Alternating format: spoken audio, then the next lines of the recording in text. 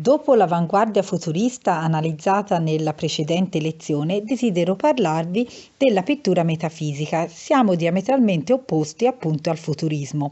È un'avanguardia anomala, la prima a recuperare la figurazione tradizionale, in maniera veramente antimoderna.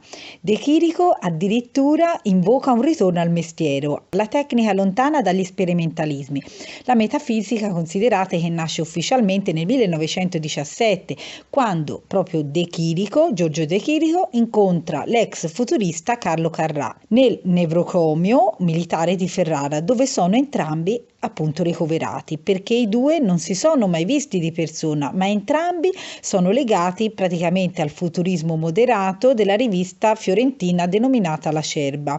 De Chirico dipinge opere metafisiche già da tempo, dipinti che rappresentano degli spazi vuoti, vedremo silenziosi, enigmatici, mentre Carrà ha una profonda crisi perché, rifiutato il linguaggio cubo-futurista, pubblica nel 1916 la sua parlata su Giotto e dimostra un interesse nuovo verso la semplificazione delle figure caratteristiche della pittura pre-rinascimentali. Che dire, nel 1909, lo stesso anno della pubblicazione proprio del manifesto futurista, Giorgio De Chirico inizia a dipingere proprio secondo uno stile che chiama metafisico, un modo di rappresentare la realtà proprio opposto appunto ai futuristi.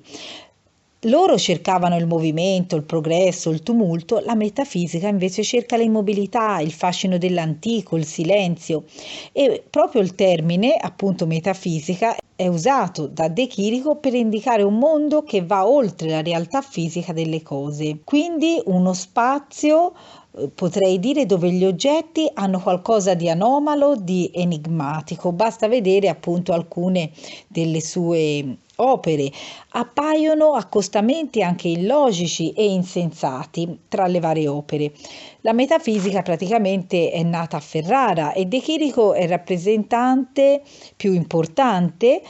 Pensate al suo dipinto, per esempio Le Muse Inquietanti, dove ci mostra delle divinità greche che sono l'ispiratrice appunto dell'arte e sono rappresentate come dei manichini. Una sta in piedi praticamente rivolta di schiena, e una seduta. Potete vedere come la parte più bassa del corpo ricorda le scanalature proprio di una colonna legata alla classicità.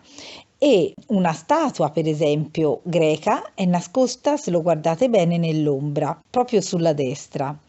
Tutte queste figure, queste muse, sono immobili, sono isolate e proiettano delle ombre lunghissime, ombre anche molto scure su un pavimento rappresentato secondo una prospettiva che è volutamente deformata, perché sembra tutta la piazza come un grande piano inclinato. Sullo sfondo potete vedere anche il castello Estense, rappresentata come fortezza in mattoni semplici e squadrata, e in realtà qui c'è questo colore rosso quasi irreale. Poi potete notare anche un altro elemento caratteristico, che è la fabbrica con due ciminiere, che fa riferimento appunto anche alla nostra contemporaneità, all'oggi. Sopra vi è un cielo per contrasto con il rosso complementare verde scuro. Diventano queste figure inquietanti perché rendono un ambiente logicamente incomprensibile. Vi invito a vedere per esempio anche le sue piazze vuote, no? Perché dal 1910 proprio De Chirico comincia a dipingere una serie di piazze, lo farà per decenni. Quella di Piazze d'Italia è il soggetto in cui vengono rappresentati gli spazi metafisici immaginari.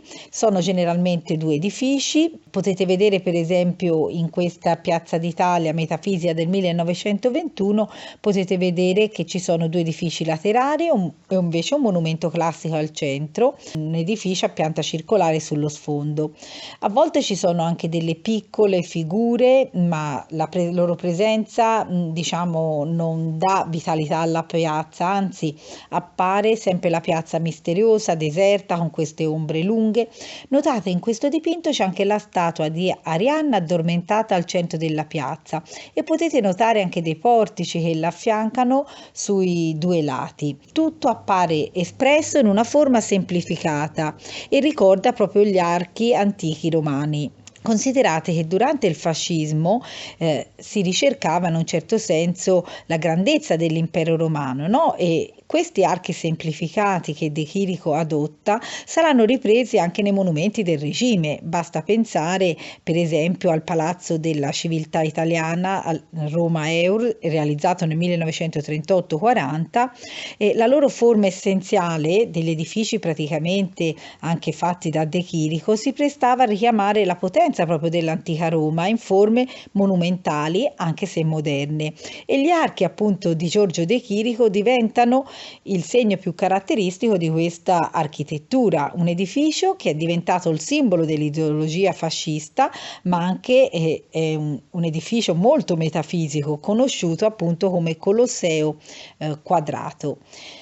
Realtà e enigma quindi si fondono insieme e c'è questo, in un certo senso, ritorno all'arte figurativa, spesso ispirata alla tradizione classica. E questa esperienza, non a caso così importante, nasce in Italia, e l'aggettivo metafisico appunto deriva proprio dal greco, che sta a significare oltre il mondo materiale.